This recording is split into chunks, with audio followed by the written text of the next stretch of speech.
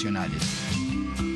El mandato de los senadores es de 6 años, mientras que el de los diputados es más breve, dura solamente 4 años.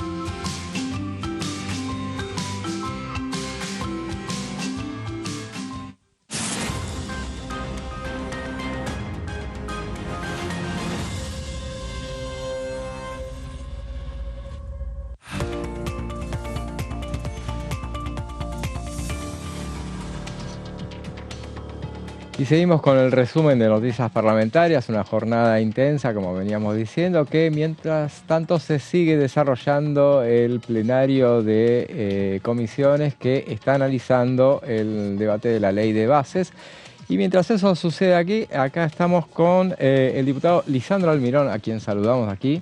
¿Cómo le va, diputado? ¿Qué tal? Diputado de la Buenas tardes. De la Libertad Avanza, de la provincia de Corrientes. ¿Cómo transcurren estos primeros días en el cargo de diputado nacional? ¿Cómo se ha habituado, se viene habituando en ese puesto? La verdad que, bueno, es muy intenso porque en la vida privada yo me dedico, soy abogado y la verdad que estos días haber tratado tantos temas que tocan tantos puntos del derecho, para mí ha sido una experiencia muy rica, porque no sé si hay antecedentes en los que el Congreso haya tocado en tan poco tiempo tantos puntos y además en el arranque de una gestión que tantos miembros del Poder Ejecutivo hagan el aporte que hicieron en todas las exposiciones en el plenario, así que la verdad que muy contento. Sí, justamente, bueno, es un enero atípico, siempre lo decimos aquí, por el hecho de que, bueno, no es para nada habitual que trabaje en las comisiones, menos que vaya a haber sesiones. ¿Usted qué perspectivas ve respecto de que se pueda cumplir con el esquema delimitado por el oficialismo para llegar al 25 para ir a la sesión?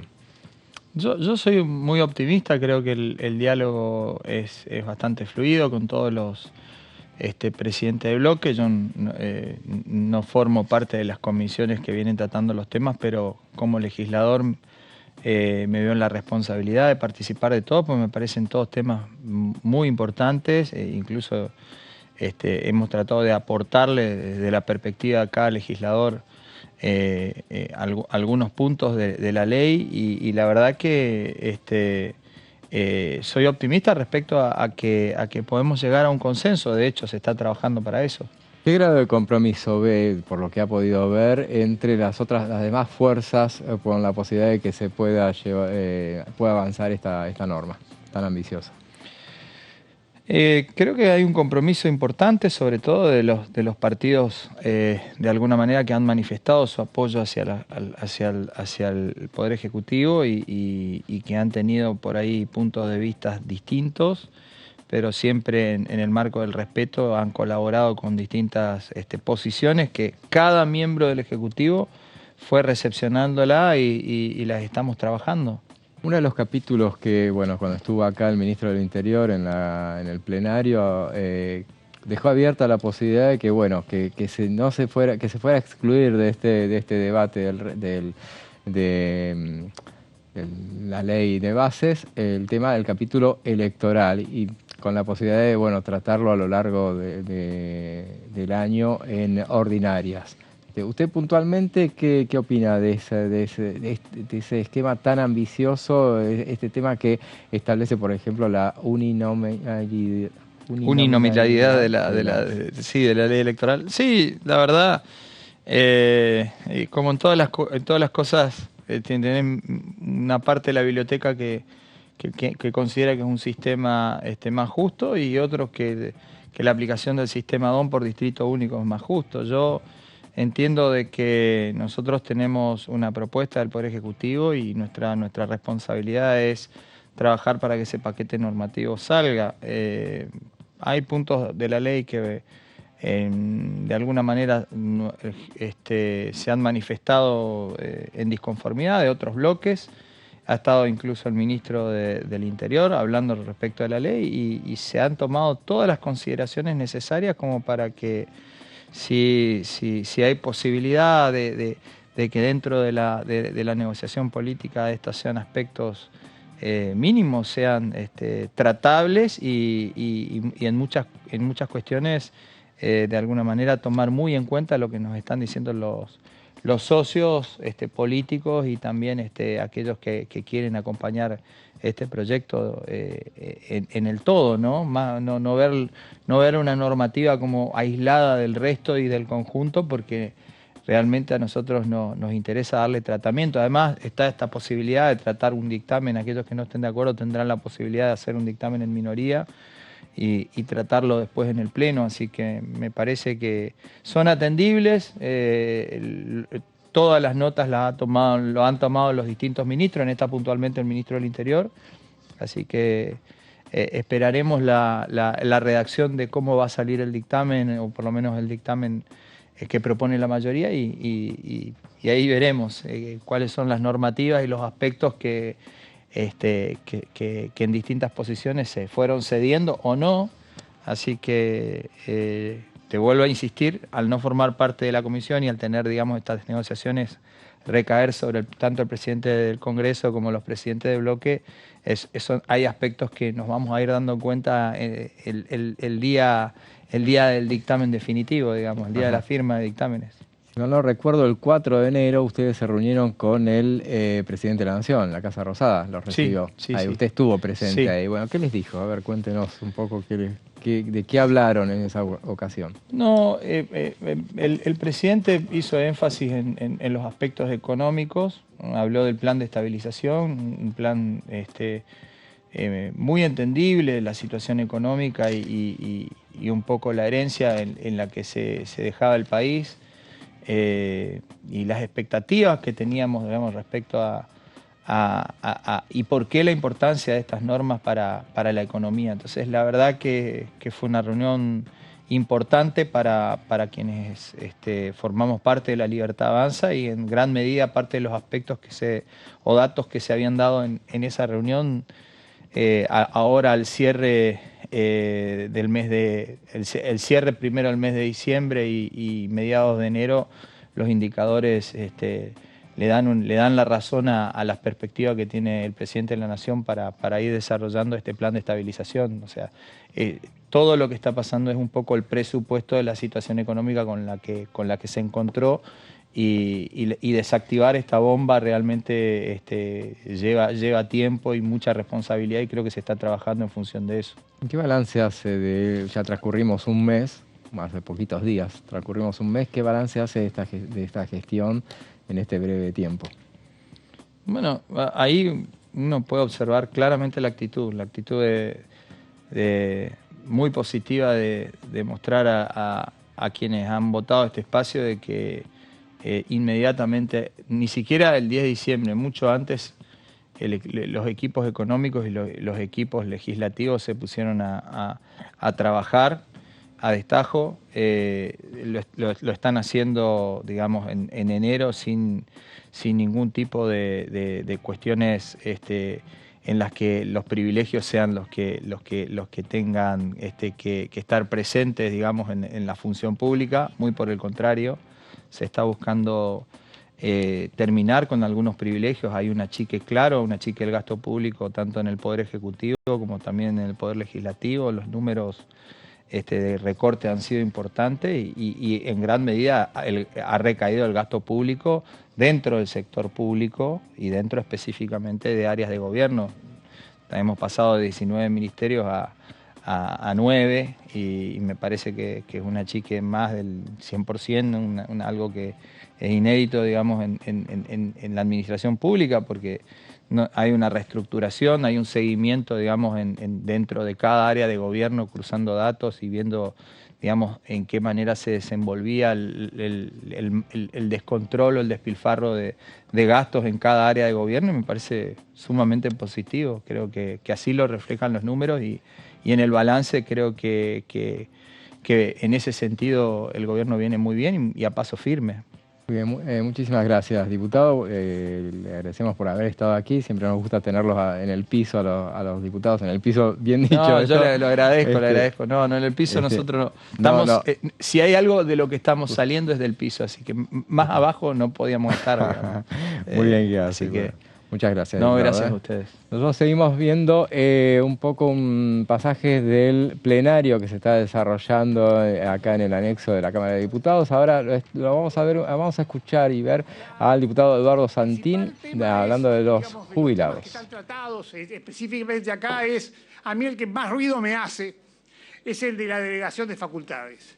Es decir, declarar la emergencia previsional me parece, digamos, que no tiene ni sentido seguir discutiendo el resto, porque si el Congreso está dispuesto a darle la emergencia previsional, el presidente por decreto va a modificar la ley previsional, va a modificar la ley de movilidad, va a tirar por la borda el fondo de garantía. Entonces, por lo tanto, ninguno de los otros temas tiene sentido en esa delegación de facultades.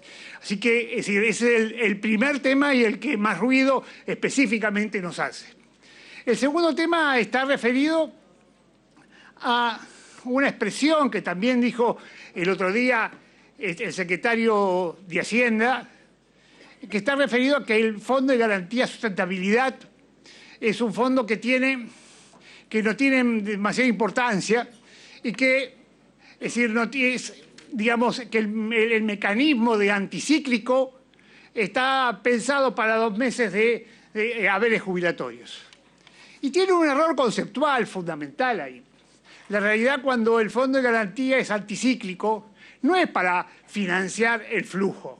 A nadie se le ocurriría que con el Fondo de Garantía de Sustentabilidad se van a pagar los haberes de los jubilados. Es decir, el Fondo de Garantía está para generar 4 minutos, economía. señor Santín. Está para generar economía. Es decir, significa esto que está para promover empresas, es decir, específicamente como pasó, por ejemplo, con la General Motors, que se salvaron 1.000 trabajadores en aquel momento con un crédito, o para generar créditos que se vuelcan específicamente a el mecanismo del consumo popular. Pero digo, está pensado fundamentalmente para generar economía. Si uno genera economía, genera empleo y por lo tanto genera recursos en la seguridad social. Y el otro tema que a nosotros nos importa fundamentalmente es la ley de movilidad. Si el Congreso aceptara dar de baja la ley de movilidad, se quedan sin piso. Es cierto que la ley de movilidad no funciona, esta ley no funciona cuando la inflación sube y cuando los salarios bajan. Es porque esta ley funciona cuando la economía crece y cuando la inflación baja. Entonces digo, cuando pasa lo contrario, la fórmula da mal. Entonces, para que la fórmula no dé mal, debe tener una fórmula gatillo. Debe tener una fórmula gatillo que garantice que nunca va a estar por debajo de los índices de inflación. Y cuando la economía se recupere, cuando baje la inflación, la fórmula va a poder recuperar los salarios, como pasó en el periodo, es decir, hasta el 2015, que los salarios se recuperaron de una forma fenomenal de los jubilados. Entonces digo, esta es una buena fórmula, pero lo que pasa es que no funciona cuando hay baja de salario, como pasó en los 2 últimos gobiernos, y cuando la inflación crece. Entonces hay que generarle el mecanismo, pero no hay que darle al mismo tiempo la posibilidad de dejar sin piso, porque si se le da la oportunidad al Poder Ejecutivo de poder eliminar la fórmula, bueno, no hay piso específicamente sobre el cual se discute. Por tanto, hay que pensar el sistema de seguridad social como un sistema integral y que hay que volcar los recursos para que éste funcione.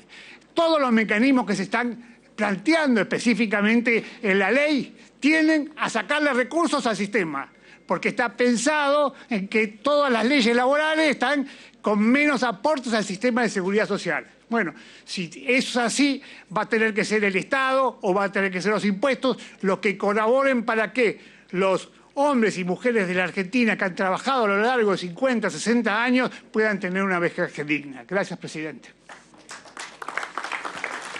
Escuchábamos ahí al diputado nacional, mandato cumplido, Eduardo Santín. Él fue diputado allá por inicio de los 2000 y bueno, estaba muy cercano en ese entonces al actual diputado nacional Leopoldo Moró. Pero bueno, tras ese pasaje que hemos visto hablando del tema de los jubilados, ahora vamos a hablar de otro de los aspectos centrales de esta ley de bases que nos estaba comentando Sebastián. A ver, habíamos dejado en el tema de educación.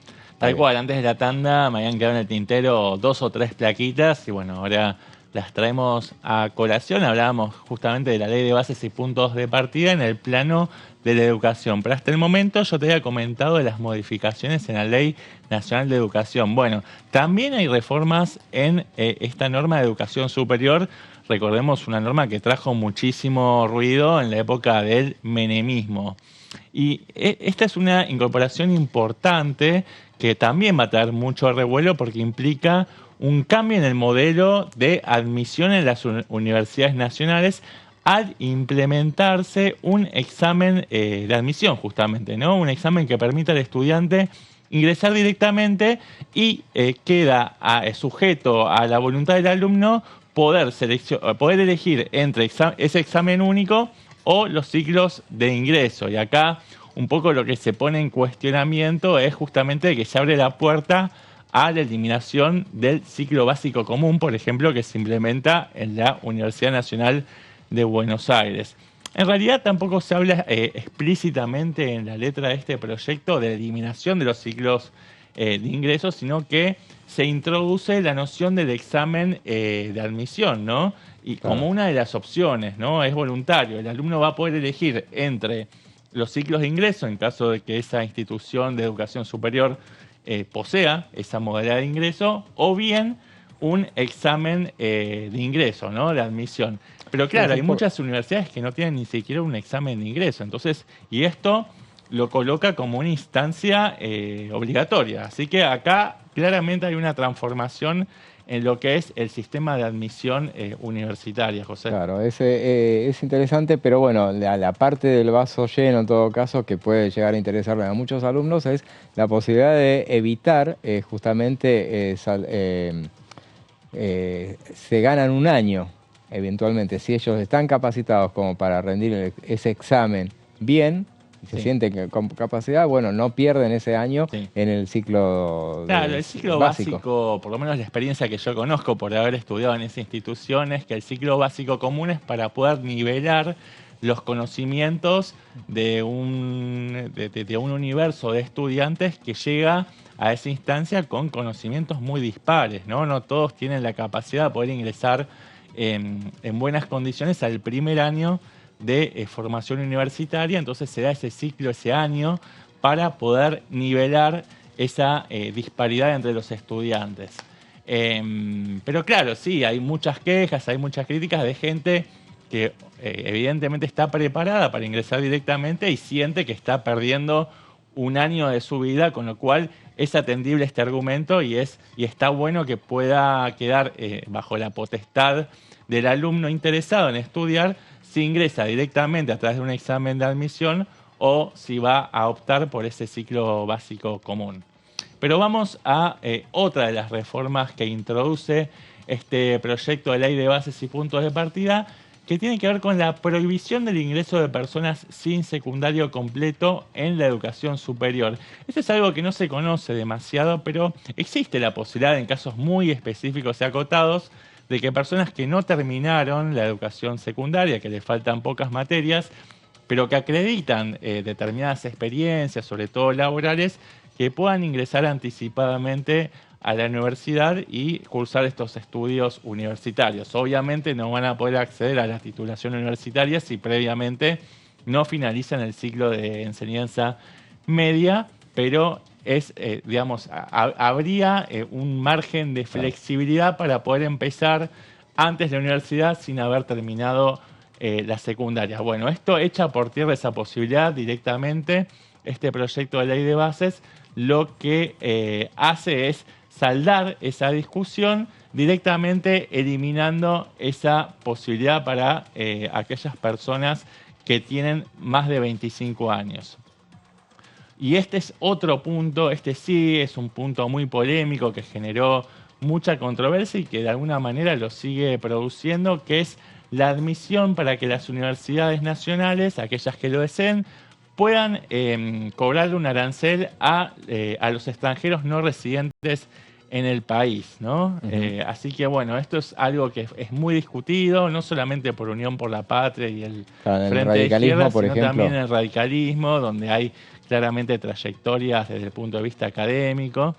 Es un punto en el que ponen especialmente el foco y este es una de las cuestiones que están en amarillo, ¿no? En ese semáforo que veníamos comentando antes, y que pueden llegar a avalarlo si el gobierno o el oficialismo ceden otras cuestiones. Así que esto no está ni en rojo ni en verde, está en amarillo, y es una de las cuestiones que se van a ir puliendo con el correr de los días, y ya veremos finalmente cómo queda en limpio ese dictamen de comisión. Que esto inclusive había recibido cuestionamiento de parte, más allá de nuestras fronteras. El presidente Petro de Colombia había hecho una observación respecto a una crítica muy fuerte respecto de ese punto.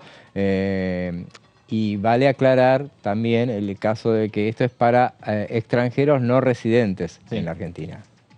Sí, hay mucha inmigración de extranjeros, lo vimos en los últimos 15 años más o menos, de países como Colombia, Venezuela, porque claro, la educación argentina, la educación superior, es de gran calidad, es gratuita, y muchos extranjeros tenían y tienen la posibilidad de acceder a estos estudios, que en sus países de origen no, porque bueno, son otros sistemas universitarios, tienen que pagar matrículas muy altas, y tampoco se consigue en otros países de la región. La Argentina es uno de los casos excepcionales donde el derecho a la educación está consagrado no solamente para los argentinos, sino también para los extranjeros no residentes, y los residentes y aquellos que no son residentes también pueden acceder a estos estudios. Esto obviamente modifica de cuajo esta ecuación, y aquellas personas que se instalaban en el territorio nacional para poder estudiar, bueno, si se efectúa este cambio, evidentemente les va a cambiar esa ecuación a la hora de decidir si vienen a la Argentina o si se van a algún otro país.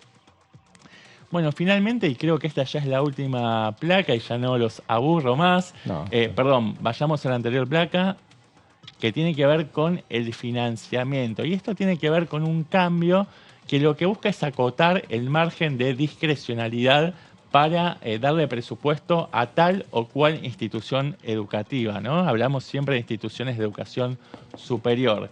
Y lo que determina este artículo del proyecto de ley de bases es que la distribución de los montos que recibe cada institución se va a definir en función del número de estudiantes matriculados en cada institución, el tipo de carrera ofrecida, tales como carreras de grado, posgrado y otras, y su área de formación, y también el número de egresados y otros criterios que se definan, ¿no? Esto también un poco está enmarcado en esta idea de que las instituciones educativas compitan entre sí para ver cuál es aquella que, por ejemplo, genera mayor cantidad de egresados. Bueno, aquella que genera mayor cantidad de egresados va a recibir, en esta lógica meritocrática, mayor cantidad de recursos para poder solventar las actividades.